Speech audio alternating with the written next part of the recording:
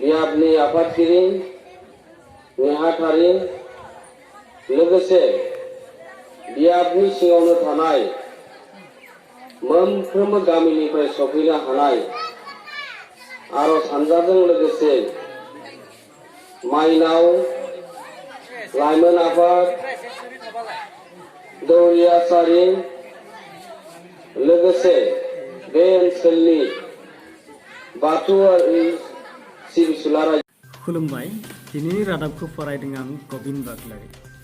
मैया बुधबार आघोन दाननि 9 खालार खालि आसामनि दाब दाब जायगायाव खुंनाय ओंखाम गोरलै जानाय फोरबो फालिनाय बायदि मरिगाव जिल्लानि सिङाव थानाय गेरुवा बियाबनि सेंमारा गामियाव गाजा गोमजायै खुंनाय जायो।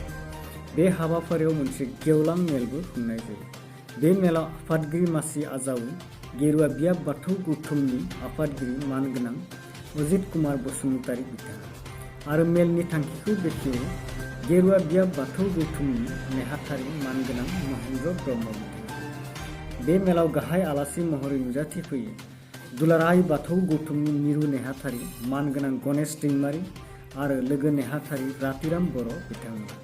आरोबाव हांख्रायजानाय आलासि महरै नुजाथिफैयो फारियै हेमचन्द्र बसुमतारी नेहाथारि गेरुवा गुदि बर' थुनलाइ आफाद, मुकेश बर' नेहाथारि मरिगाव जिल्ला दौरि आफाद, नयन खुंगुर नेहाथारि मरिगाव जिल्ला XBLT वेलफेयार ससाइटि, मृदुला खाख्लारि आफादगिरि मरिगाव जिल्ला दुलाराय आइजो अनसाय आफाद आरो नेहाथारि दिनेमाय बर' बोसोनगिरि प्रभा बसुमतारी बिथांमोनजों लोगोसे आरोबाव जिल्ला दख्रा बियाब गुदि बायदि बिबानाव थानाय बिबानगिरि बिथांमोननि बिबुंथिजों लोगोसे माखासे नुथाय नायदिं।